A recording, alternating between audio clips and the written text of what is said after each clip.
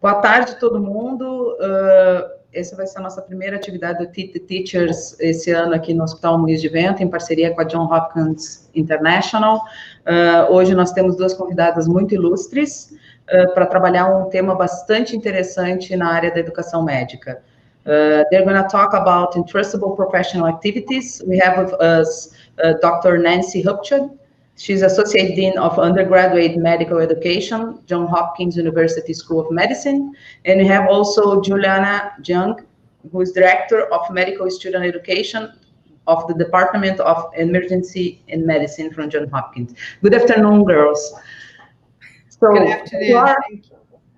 We're going to start with a presentation from you, and afterwards we're going to have some questions and some time to speak freely.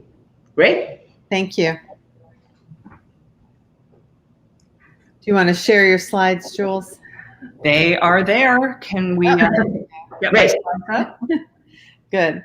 So this afternoon, we're going to talk with you about entrustable professional activities and how they might function in helping to assess our learners across the training continuum.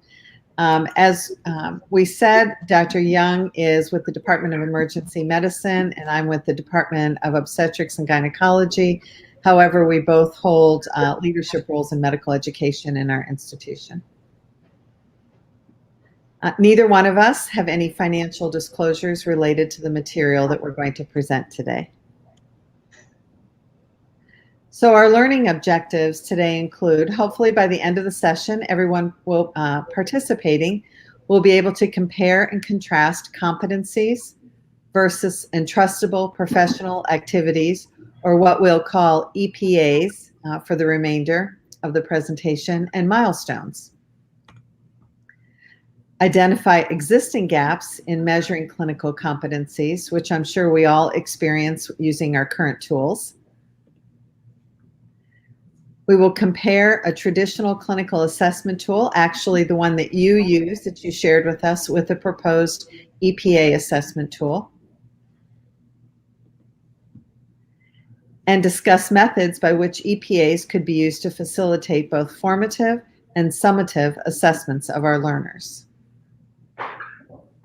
And finally, to imagine how EPAs may be used to facilitate a handoff between various levels of training across the continuum. So from medical school to interns and residencies, or residencies to fellowship, or even further into independent practice. Okay, so we're going to start off, of course, by talking about what an EPA is. As Dr. Hueppchen mentioned, EPA stands for Entrustable Professional Activity. What does that actually mean? Well, very simply, EPAs are the things that we expect our residents to be able to do on day one of residency. They should be walking in the door on the very first day of residency, being able to complete these specific activities or units of work without direct supervision. We should be able to trust them to do these things correctly. So how does this fit in with the overall framework of assessment in medical education? You guys have probably all heard of the competencies. The Core Competencies Project came out from the AAMC 10 or 12 years ago now. It's been a long time. And the competencies are the domains of ability for health professionals. So things like, do you have an adequate base of knowledge? Do you have solid communication skills? Do you have the attributes of professionalism that allow you to provide appropriate patient care? Those are the competencies. They're large, overarching domains of ability. Now, originally, we tried to assess our learners based on the core competencies, and we found that while they're very useful constructs for thinking about the attributes of successful health professionals, they're not very useful for assessment because they're hard to operationalize. One person's professionalism looks different from another person's professionalism. One person's medical knowledge is different from another person's medical knowledge. They're such large and broad constructs that it was really hard to drill down to the specific behaviors that go into determining whether or not a person possesses that competency. So that's where the concept of the milestones came from. The milestones are taking the competencies and drilling down one more level and saying, okay, within this competency, what does a particular level of performance look like? So somebody with really strong medical knowledge is going to know these things, whereas somebody whose medical knowledge is just emerging is going to know these things. We're going to describe what the different levels of performance look like within the competencies. This took the competencies, which are big, overarching, general concepts, and made them much more measurable. The problem is, however, they still weren't really behavioral. They still weren't really observable. So you could look at the work of your trainee and say, yeah, the things that I saw this person do today seem to sort of correlate with this level of performance. So I'm going to rate them here on this milestone. But there was still a lot of inference going on. That's where the EPAs came from. The concept behind the EPAs is that this is sort of the micro level of performance. EPAs are observable units of work. They're things that you can watch your trainee do, and you can look at them and decide, yes, you did this in a way that I would trust you to do it again in the future without me, or gosh, we really need to work on this a little bit before you're going to be ready to do it on your own. So EPAs are sort of the micro level of the milestones, the individual units of work or behaviors that go into informing the level of performance for each competency. So why is this important? Well, very simply, do you guys have a great sense of whether your trainees are really ready for supervised practice when they arrive at residency? Do you feel like every single graduate of every medical school within your country learns the same things and is able to do the same things and is competent to perform the same things? I certainly don't feel that way at my institution. I work with residents from all over the country and from other countries for that matter. And I see a lot of variability in their skill set when they arrive. The other thing is, even if they did all have the same level of proficiency for the things I want them to be able to do, have those skills been observed and documented? Has anybody really watched them and verified this? Or are we sort of assuming, well, they're graduates of reasonable medical schools, ergo they must know how to do these things? And we don't necessarily know what our incoming residents are good at and where they really need help. So every resident is a little bit different, right? Some of them have really mastered certain aspects of patient care and need to work on others. And the converse is true for different residents. One resident might be great at one thing and bad at another thing, whereas the second resident is great at that second thing, but they really need to work on the first thing. And it's very, very difficult without having some kind of concrete assessment of their skills to know, where should I focus my teaching efforts for these residents? Where do they need help? How am I going to help each one of them grow and really blossom into their role as professionals? So the whole concept behind the EPAs is that because they're units of work, they rely on direct observation. We're not going to be looking at a resident and going, well, this resident is somebody I really like. They're really nice. They get along well with the team. They're pretty eloquent when they speak. So they're good at all these things, right? We can't do that. We have to go to the bedside and see them do the work that we're talking about to know whether or not they are able to do it. So through direct observation, EPAs allow us to identify what areas our trainees have adequate skill and can be trusted to do on their own, and what areas they need additional support and supervision in. So the AAMC in the EPA project identified 13 core EPAs for entering residency, and you see them listed here. These are all the pretty basic things that you would probably hope your residents are able to do. You want them to be able to take a history. Once they've gotten that history and done their physical exam, you want them to be able to formulate a differential diagnosis and use that differential to decide what tests are needed, what treatments are needed. You want them to be able to document all of that information in the chart and present it to you orally. You want them to be able to look things up in the medical literature so that they can answer their own clinical care questions.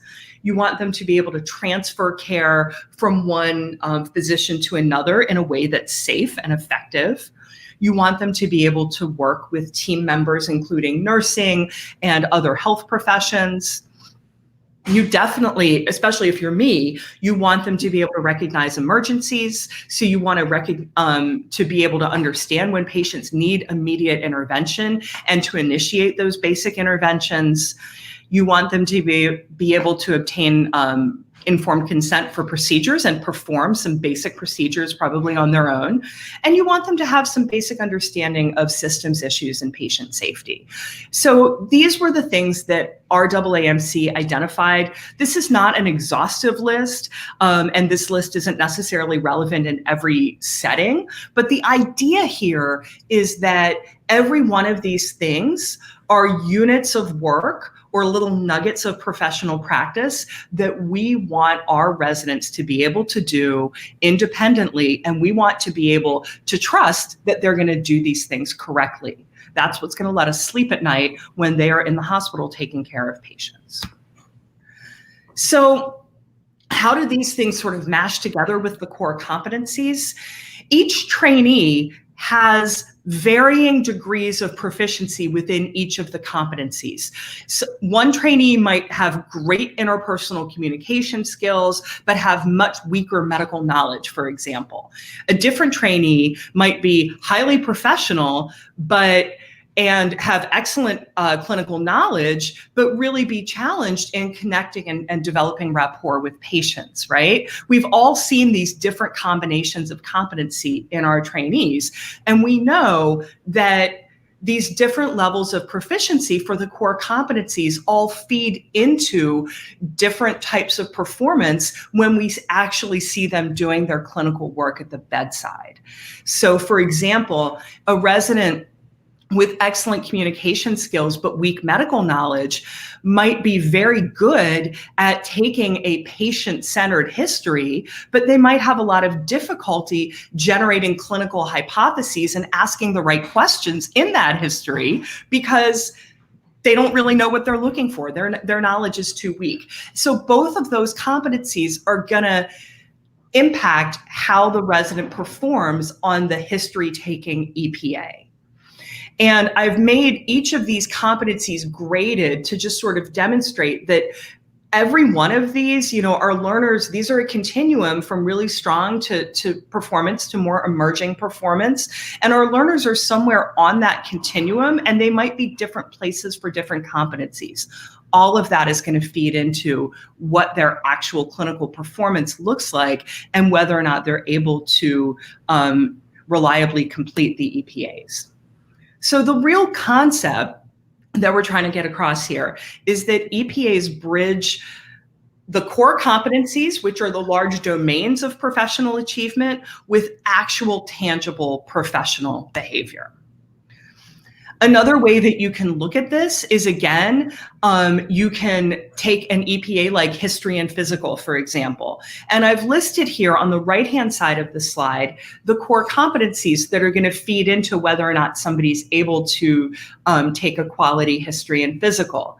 There's also some individual attributes that go into completing a history and physical, right? So how empathic is this person? How motivated are they to really help this patient?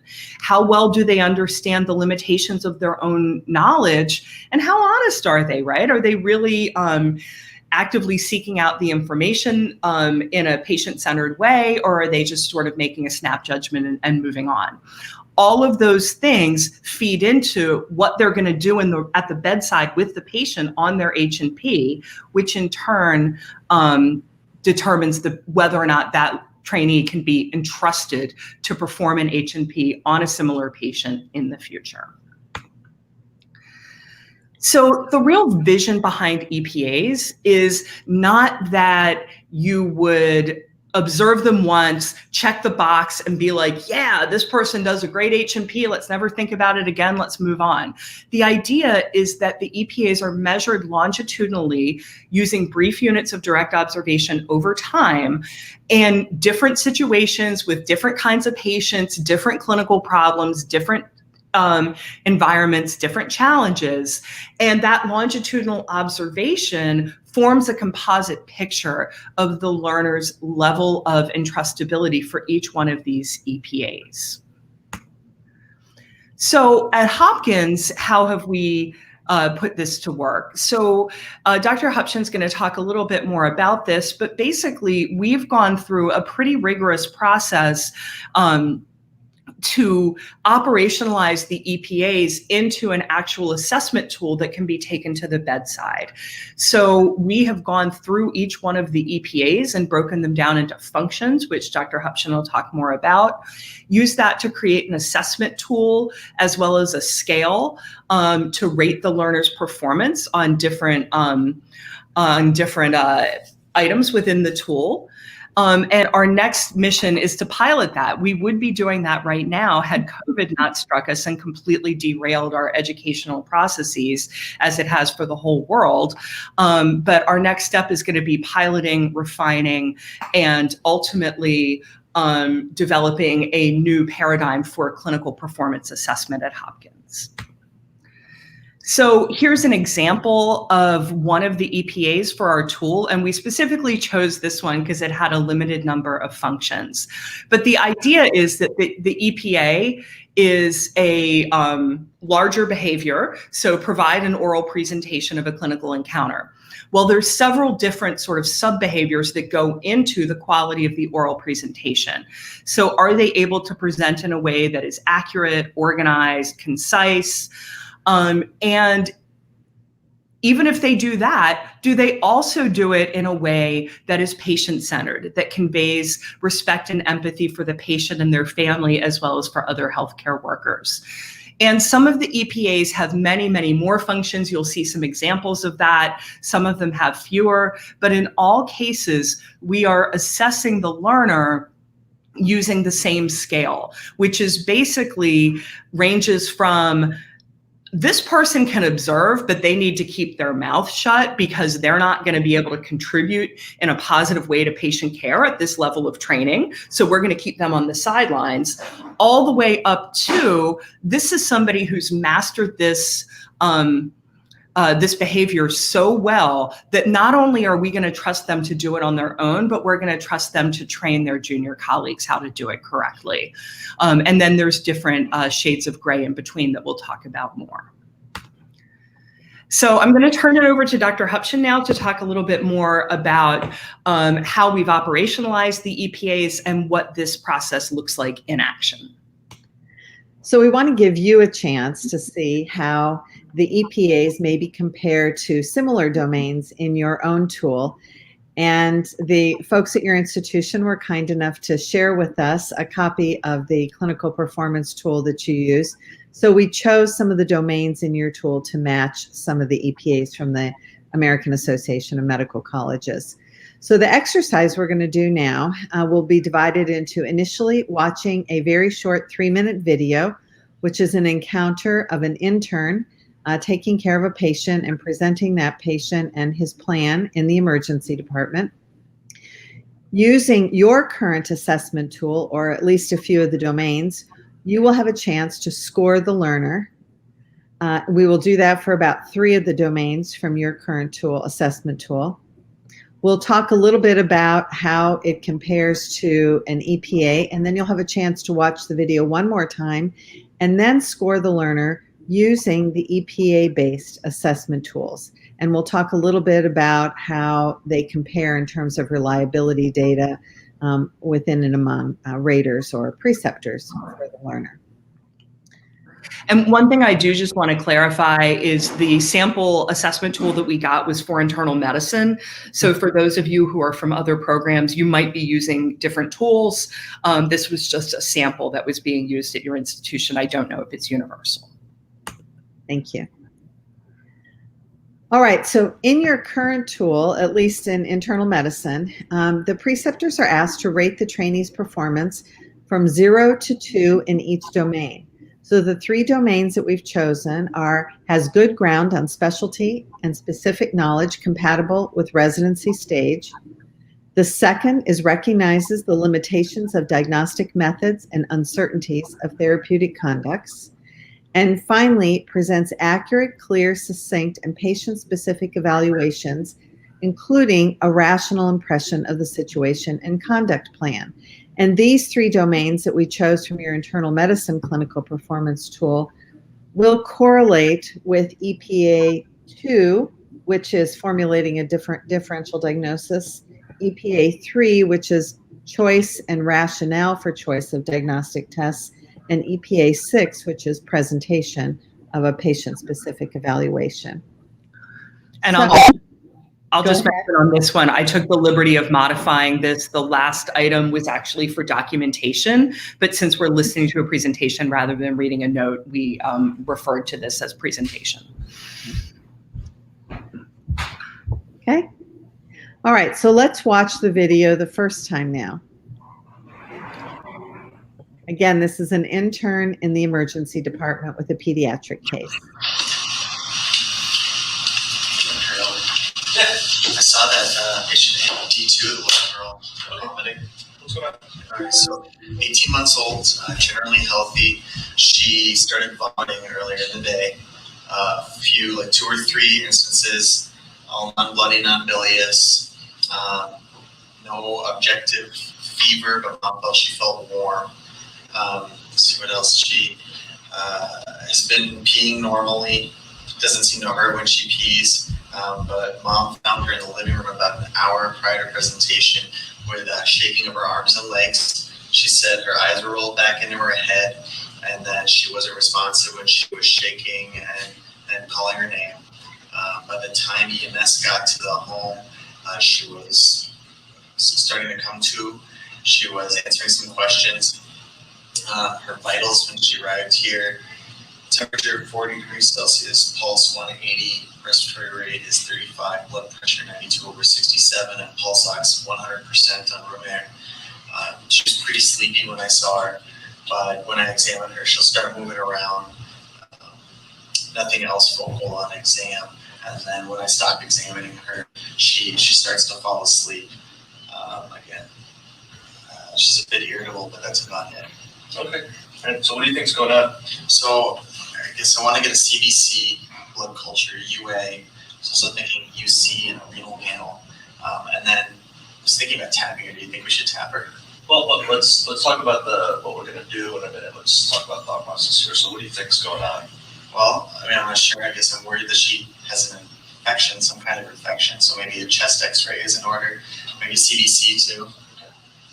And how about the top diagnoses for her? What's on your list? Well, it could be a simple febrile seizure, right? But I really think we should tap her. She's still really sleepy, and it could be an infectious problem like meningitis. Maybe we should CT her head. Okay. So febrile seizure is a great thought. We can talk about tests in a second again. But what are other possibilities? What else could be going on with her? Well, an infection is on there. So CBC, blood culture.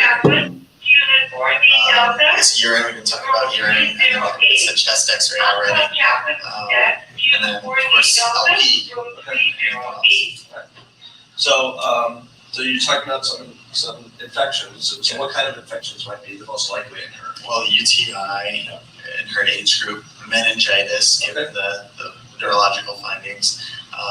But it could be anything. So that's why the chest X-ray, I think, and make sure there's no pneumonia. Could be viral. Okay. That's all I got. All right. Well, let me go take a look at her, and then we can come back and talk some more. Okay.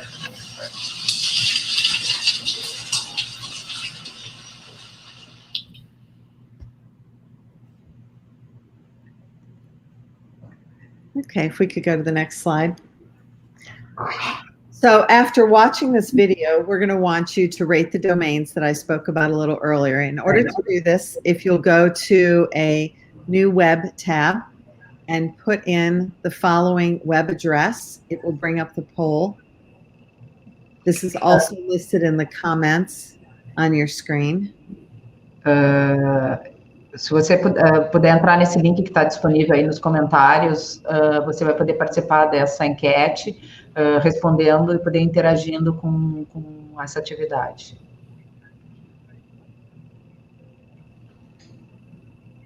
We'll give everyone a few seconds to get that up on their screen first so that you can participate in the poll.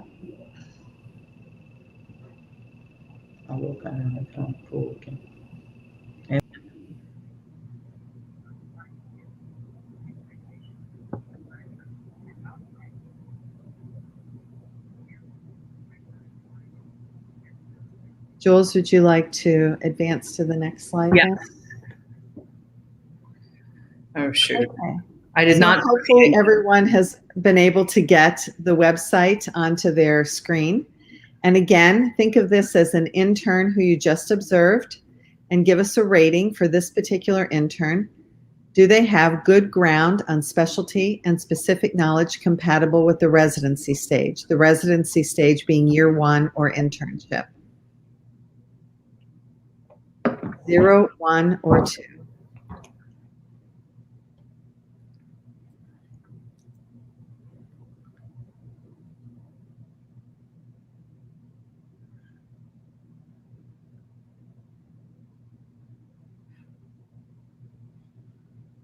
Okay, it looks like most everybody may have logged in by now. Shall we go to the next domain?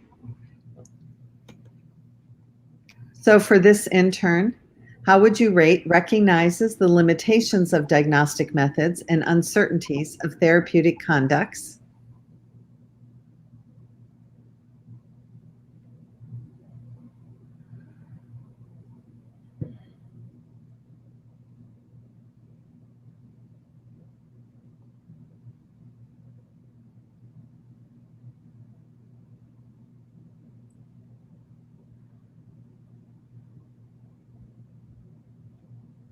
Okay, looks like probably everybody's logged in. We just, oh, no, there comes some more. A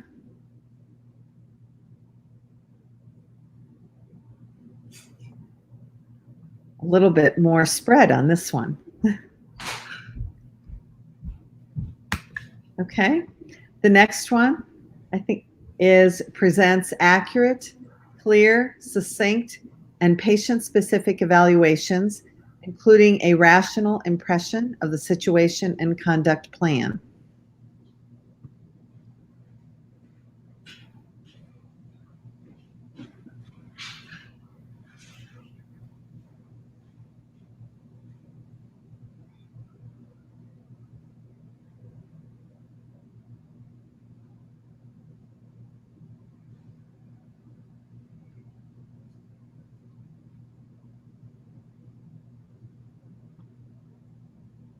Okay, go ahead.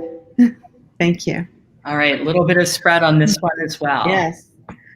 So it's interesting. I try to have a poker face and not give away my thoughts while the video is showing because I so badly want to get in there and clarify some things for either the senior resident or attending who's listening or the intern themselves, as I'm sure you all did. So that was using a traditional tool. Now, if we think about how we might instead rate the specific behaviors we observed in this learner using an EPA-based tool. If you think about this, if the patient, so this young child, were your loved one, would you entrust this trainee or intern to perform the task if only the trainee would perform the task, so no one would go behind and redo the history and physical in this case? Would you entrust this trainee to perform the task if no other diagnoses will be considered, or if no other information will be presented other than what the trainee produced, or if no other orders would be placed other than what the trainee had ordered to work up this young child? So that's really the important thing. After watching the trainee perform this event or this set of behaviors, what would you trust them to do the next time on the next patient or if that next patient were your loved one. And that's how you have to think about the rating anchors for an EPA-based tool. And it's really, really important to remember the idea of entrustment is that this person is learning to do it on their own. So if they go in and do just what they did now, nobody's going behind them to fix it or double check or get new information or add new orders. They're going to do what they do. So the ratings or rubric on our entrustment scale go from allowed to observe only on up to a much higher level of entrustment, whereby the observee may supervise junior colleagues. So if you think about it this way, allowed to observe only, and I think Jules alluded to this earlier, kind of means if he even opens his mouth the next time, he'll only confuse things. So you want him to continue to observe you, be the master clinician, and show him or her how to do it. The next level of entrustment is they may act under direct supervision the next time around. This is akin to, I better listen in to make sure that he asks the right questions. And that way you're there to fill in the gaps if necessary. In the next level of entrustment, act under indirect supervision. You're thinking, okay, after observing him this time, he'll get most of the right information, but I'd better double check later. So you actually might go back in to clarify one or two things with the patient or the patient's parent with this level of entrustment.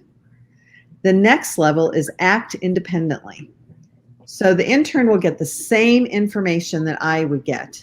So I could see the patient tomorrow even, because I'm confident that this learner got the information that they needed and conveyed that information to me appropriately. I don't necessarily have to go back in and repeat everything that they did. And this is really where we hope that our trainees will be when they graduate from residency in particular and go into independent practice. The final level you might say is aspirational. Some people meet this level before graduation on certain level of activities from medical school or perhaps from residency or fellowship. Others maybe won't reach this level of entrustability until they've been out in practice a while and develop greater confidence. This is the level at which, after observing the trainee, you would say they may supervise their junior colleagues. He's great at this. I'll get him to show the next intern or the next medical student how to do it right. So it takes it from observation all the way up to the level of the aspiring teacher. Okay.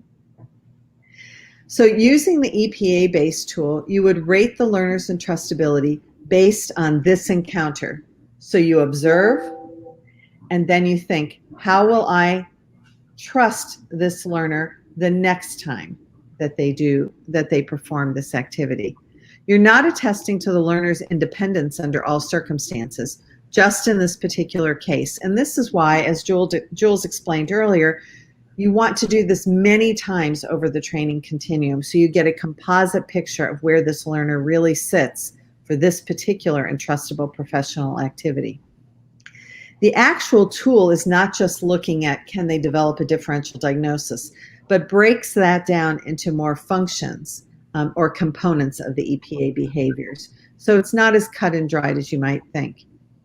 This is an example of a sample EPA 1, history and physical, and you can see here there are 4 functions.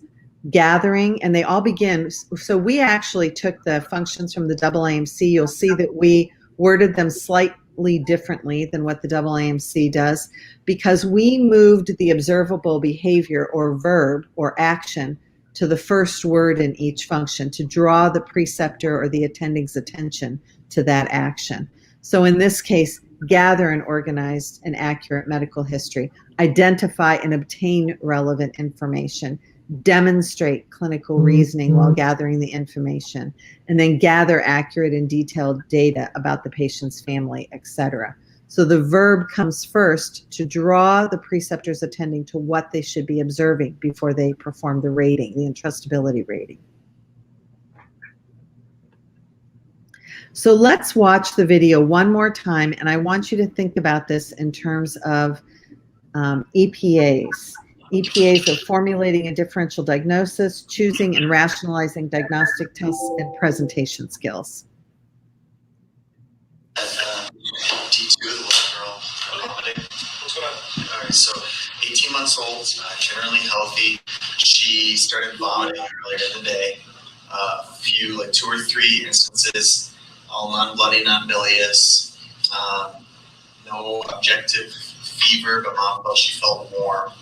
Let's see what else. She has been peeing normally. Doesn't seem to hurt when she pees. But mom found her in the living room about an hour prior to presentation with shaking of her arms and legs. She said her eyes were rolled back into her head, and that she wasn't responsive when she was shaking and calling her name. By the time EMS got to the home, she was starting to come to. She was answering some questions.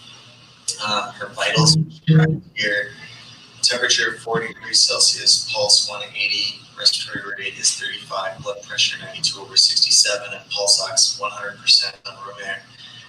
She was pretty sleepy when I saw her, but when I examined her, she'll start moving around. Nothing else focal on exam. And then when I stop examining her, she starts to fall asleep again. She's a bit irritable, but that's about it. Okay. And so what do you think's going on? So I guess I want to get a CBC, blood culture, UA. So also thinking UC and a renal panel. And then I was thinking about tapping her. Do you think we should tap her? Well, let's talk about what we're going to do in a minute. Let's talk about thought process here. So what do you think's going on? Well, I mean, I'm not sure. I guess I'm worried that she has an infection, some kind of infection. So maybe a chest x-ray is in order. Maybe CBC too. Okay. And how about the top diagnoses for her? What's on your list? Well, it could be a simple febrile seizure, Right. but I really think we should tap her. I mean, she's still really sleepy, and it could be an infectious problem like meningitis too. Maybe we should CT her head. Okay. So febrile seizure is a great thought, and we can talk about tests in a second again. But what are other possibilities? What else could be going on with her? Well, infections on there. So CDC, blood culture, it's urine. We can talk about urine, and then it's a chest X-ray already. And then of course LP. Okay. So you're talking about some infections. So what kind of infections might be the most likely in her? Well, UTI in her age group, meningitis, given the neurological findings. But it could be anything. So that's why the chest X-ray, I think, and make sure there's no pneumonia. Could be viral. Okay. That's all I got. All right. Well, let me go take a look at her, and then we can come back and talk some more. Okay. Okay, thank you. If you can take us back to the slide, please, Jules.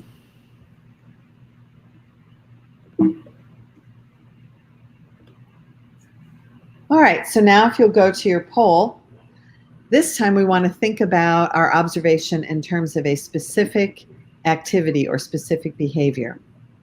How would you entrust this learner the next time around after today's observation in formulating an appropriate differential diagnosis from the history and physical?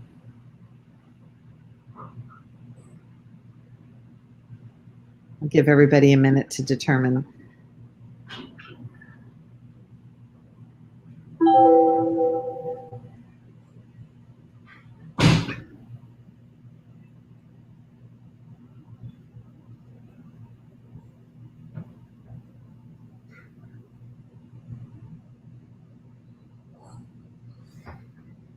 Okay, let's move to the next function, an EPA. Has everybody gotten to respond? There's still a little movement. Yep, there is.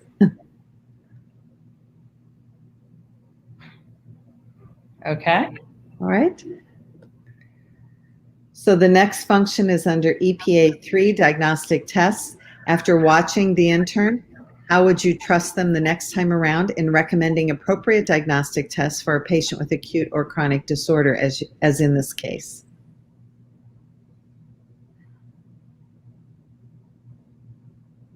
Wow, no spread. I don't think anybody has responded yet. There we go.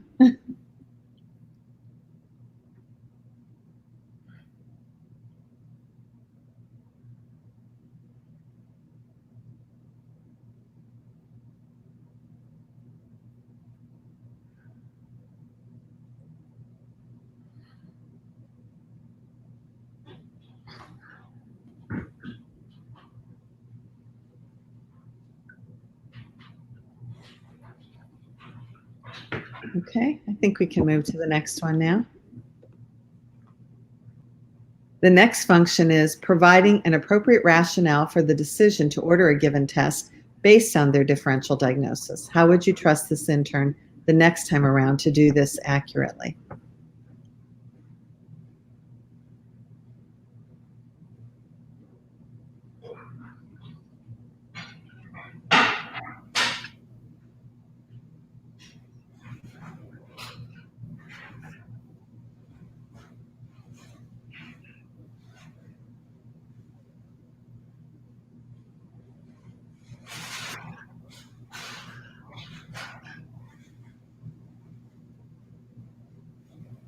Yeah, I think maybe everyone's responded.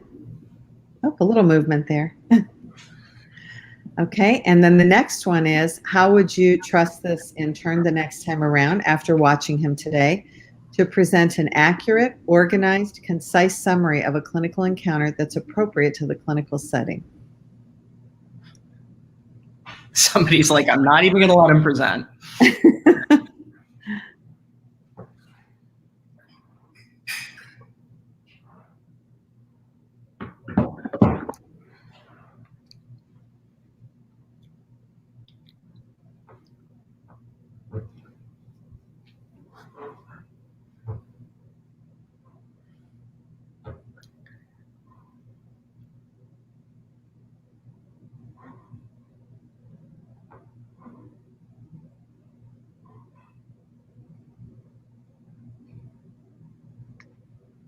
Okay, I think we've got it there.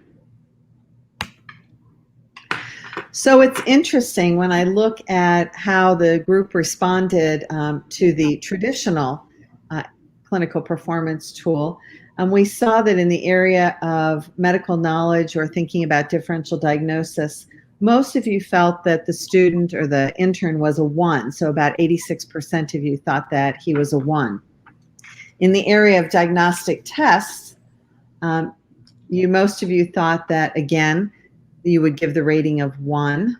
So about 75% of you. Also a little bit less confidence than the medical knowledge and differential diagnosis. And the final domain that we used from the traditional tool was in presentation skills. And the majority, about 60%, rated the learner a 1 again. So not completely a novice, but probably not at the level of competency that you're ready for a graduate, which is not bad for an early learner if we're considering this person an intern. Now let's contrast that with what we saw in EPA. So we had a little bit more spread here in that under forming a differential diagnosis, or EPA number 2, 78% of you felt that you entrusted this learner to act under direct supervision in the next similar encounter, while 33%, or the rest of you actually, felt that the learner was more in either the observe, it was sort of evenly split between observe and thank you, and whether or not they could act under indirect supervision. There was 1 or 2 people, about 8%, that thought that he was good enough to be able to supervise and teach junior colleagues. I think that might have been an artifact of our testing. Oh, maybe I was not able to completely clear the poll. It was playing some weird music and I couldn't do it. I was a little surprised about that because by the way folks responded across the board for the other questions, it didn't seem like there was quite that much confidence in the learner yet. In the next question about diagnostic testing, about 60% of you felt that the learner the next time around could perform under direct supervision. Again, correlates pretty well with what you said in the traditional tool, but more specific to the behavior. And we broke that down into a second domain under diagnostic testing, that the student or the learner was able to rationalize their diagnostic testing. Here, about 70% of you thought the learner could be entrusted at the level of direct supervision, and about 30% indirect supervision. So you were a little bit more confident under this domain in terms of rationalizing their testing. And then finally, in the area of presenting an accurate, organized, concise summary, there was a lot more split here in how you judged or entrusted the learner for the next time around. While 50% thought that the learner could act under indirect supervision the next time around, about a quarter each felt that the learner needed to observe a little bit more or to act under direct supervision so you could fill in the gaps as they were going along. So if we look conceptually at how we compare a traditional versus an EPA tool for clinical performance assessment, you can see that the traditional tool is a little bit more conceptual. They have good knowledge, but what does that mean exactly? Recognizes their limitations. Of course, that to me lends a little bit to entrustability as well. Whereas the behavior, the EPA is more of a specific behavior that we are observing rather than a large concept, presenting a summary, providing a rationale. So there are actually things you have to see and hear while you're observing rather than getting a gestalt. So the traditional is focused more on a gestalt over time, whereas an EPA is focused on an individual encounter and building up these multiple observations over time to give the big picture. The traditional tool has no real anchors for the scale, at least none that were provided for us, but this is not like unlike our tools that we use in the traditional sense, where there are either few anchors or the anchors are very brief or there are no anchors at all. It's just a numerical scale from 0 to 2 or 0 to 3 or 5, whatever it might be. Whereas the EPA, each rating choice is described to encourage reliability between raters so that you actually know what you're saying you entrust the learner to do or at what level you entrust the learner to perform that specific behavior the next time around. The traditional tool also requires a bit of parsing of a complex behavior because oftentimes there are more than one verb in the stem for the traditional tool, and ours are the same way. Whereas the EPA, each function is focused on a specific verb or specific action, and intuitive judgments are made that, in this case, that we make about a trainee every time we work with them or every time we watch them do a particular skill. So I'm going to turn over to Jules now. So I'm gonna try to be brief because I realize we're running low on time. But when we think about how we use EPA data formatively to help learners with their professional growth and development, like we've alluded to before, the idea is to have multiple observations that are aggregated to paint a composite picture over time. And the really nice thing about EPAs compared to the traditional tool is, you know, we didn't actually see as much difference in the reliability of the two tools as we expected.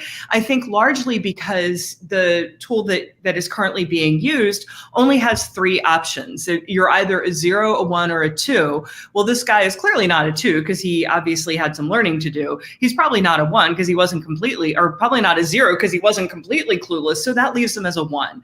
But him being a 1 doesn't necessarily help us tell him, these are the things that you need to work on. This is the behavior that I want to see you do differently next time. So the difference between the traditional tool and the EPA tool, maybe in this case, wasn't so much the reliability, but it's the actionability of the outcome. So for example, this again is history and physical data. And we've listed out some functions, and these are abbreviated a little bit, but we've listed some abbreviated functions under the history and physical EPA: gathering an organized history, obtaining information from alternate sources, demonstrating clinical reasoning, et cetera, et cetera. So we have this individual has been observed a total of, how many did I do? 10 or 11 times. And they've been given ratings in each one of these, for each one of these functions. And then we take that data and we use the magic of Excel to transform it into a chart that the learner can look at and see graphically where are the areas that I need to work on. So in this chart, lighter blue is good. So the lightest color correlates with entrusted to supervise others, whereas the darkest color correlates with observe only. So you can look at this visually, and even without like processing in your brain all these different, this mishmash of numbers, you can see that there are some light bars and some dark bars.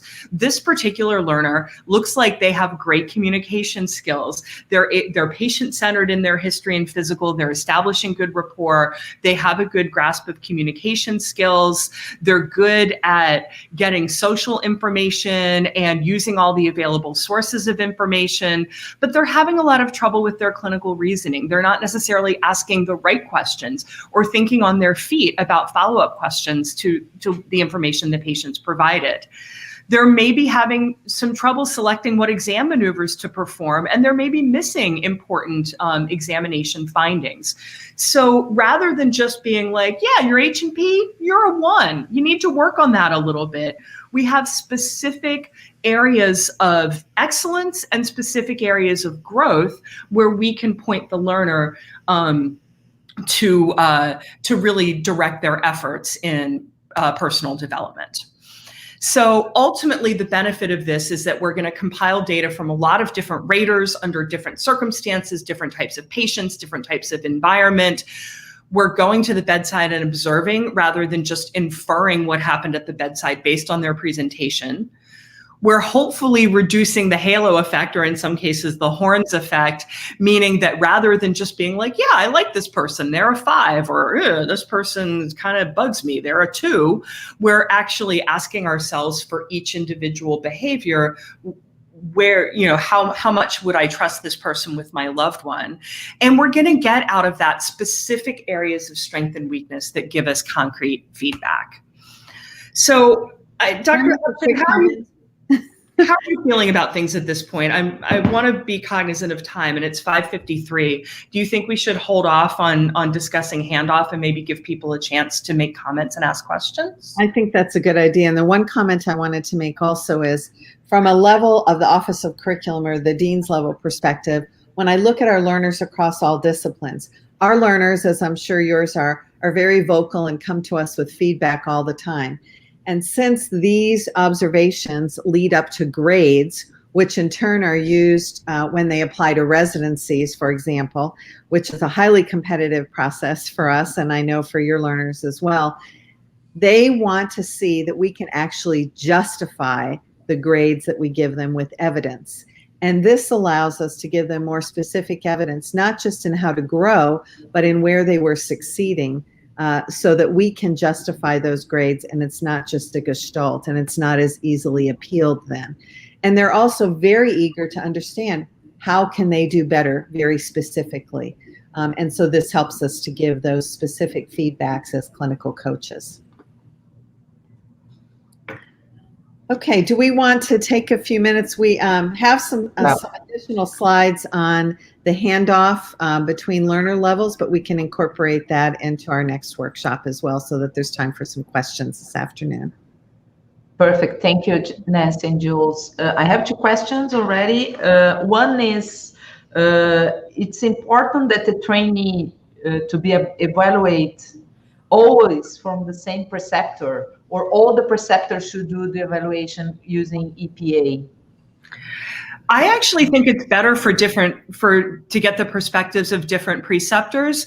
And one of the things that really, there's a couple things that helps with. One is if there's just a personality clash between a trainee and a preceptor, it prevents the trainee from kind of blowing off the feedback and being like, oh, that person doesn't like me, that person's out to get me, if they're hearing that they have the same educational needs from multiple different preceptors.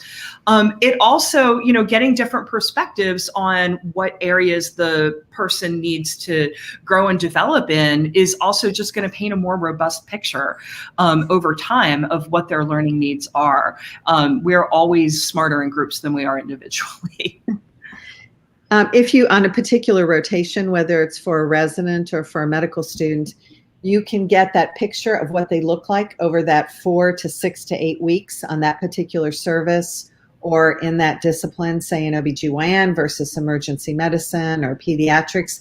And then you can also, from the institution perspective for that individual, put all that data together when you go to hand off at what level of entrustability is this learner when I pass this learner off, say from medical school to residency or residency to fellowship in a particular behavior. So what are they really good at and highly entrustable, and what do they need to work on still at the next level of training? The other benefit of multiple preceptors is it gives you a broader clinical context, right? So you may find really high scores on the medicine floor, but then the scores plummet in the ICU, telling you that this person has good general knowledge, but maybe needs better critical care skills, for example. And related to that, the feedback should be given right at the moment or afterwards? So that's a good question. Right, because my answer is yes. Yes, yes, and yes. So the way that we're planning to deploy this is on the electronic app that we're going to use. The trainee or the preceptor can initiate the assessment encounter, and so then they can share that immediately with the trainee, and it will also motivate some verbal communication between them rather than just the ratings on the mobile app as well. This will all be compiled so that at the end, the director of that rotation or that segment of the residency training can compile all the ratings for that period of time to give that broader picture from multiple assessors. Wow, that is so usually in the moment, it's most helpful to just give feedback in small pieces, so maybe the preceptor would identify the one thing, I would really like you to do X instead of Y next time. And that's the immediate feedback. But then as the composite picture emerges, that's where somebody who's probably, a mentor or a program director would be in a good position to sort of help them interpret the bigger picture of data and say, okay, in the next 6 months, these are going to be your learning goals. Right. One thing I wanted to mention from a faculty development standpoint is it's very overwhelming to say, okay, I'm going to watch this learner and now I'm going to rate all the functions in all 13 of these EPAs. That is not the intention. No. So for example, for this learner that we watched, we might only rate EPA 2, 3, and 6 because those are the ones that we could legitimately observe. We wouldn't rate all 13 of them. So that's one of the other reasons you need to have multiple observers over time so you can get enough data in each of the EPAs. That's very important because when I took the workshop at Hopkins last year, that was one of the things that I learned there because we tried to do all the 13 and it was impossible in one moment. Right, yeah. Exactly. That gives very good advice. There's another question here about, we are talking about EPAs, is new kind of assessment for us, I believe for you too. And it's important to prepare the residents to be assessed by EPAs. Yes. Yes. So our intention is that there's faculty development in how to use the tool and what an EPA is, which we started through some of the workshop you were at last year. And we'll do in each department as well. But it's also important to prepare the learner because this is a new way for them to think about being assessed and to receive both formative and summative feedback. And we want there to be a dashboard that they and their advisors can go to see how they're progressing over time. Wow. I think one of the most important things on the learner side is simply making it okay to still need to learn. Like everybody wants to get the highest score all the time for everything. But the whole purpose of this is to recognize that like when you start your medical training, you are starting at ground zero. You don't know these things. There's no magic by which you should have somehow already figured them out. And developmental trajectory over time is normal and desirable, which is a really difficult thing because everybody wants to like nail the top scores all the time because we're so accustomed to trying to get the best grades and the best scores. And this is really about professional growth. It's not about judgment. Yeah, that's something that's very important to enforce because we are talking about doctors, and doctors usually like to nail. So you go there and you say, you need to be under supervised a little bit more. You need to observe before you go practice. This is something very difficult for the students and even for the preceptor to say that.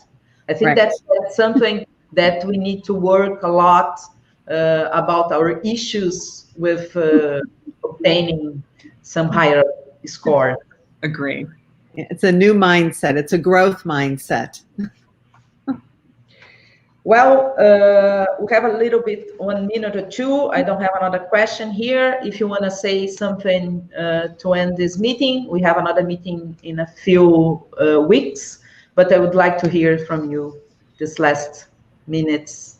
Well, in the spirit of growth and feedback, we would very much like to hear from the participants about what things we didn't cover that you'd like to know more about, and any advice for how to make the next session more valuable for you, because certainly, you know, this is your time and we want to make it as high yield as possible. But other than that, I want to say it was such an honor to be invited, and I hope you can tell that Dr. Hueppchen and I are both pretty passionate about this type of assessment. We really think that it's the right way to move forward with understanding our learners' growth needs and areas of excellence, and to really facilitate their professional development. And I hope you guys will try to implement some of these things in your own institution. We're very excited about it as well, and are disappointed that the pandemic has sort of put a hold on some of our innovative initiatives for a few months. But as we start to get our learners back more consistently in our clinical learning environments, we hope to move forward and have more to share with you down the line. But thank you so much for inviting us. Thank you, Nancy. Thank you, Jules. We're going to see you at September 9th. Yes. Yes. So, bye, and thank you. Obrigada a todos. Essa foi a nossa primeiro encontro sobre EPAs. Daqui a um mês a gente se encontra novamente para aprofundar esse assunto e tentar implementar isso aqui nas residências. Um abraço, uma boa noite a todos. E a seguir a gente tem o Moinhos Talks, então é só chegar lá e fazer parte dessa atividade também do Moinhos. Obrigada. Good evening. Stay well. Stay healthy. Thank you. Everybody be well.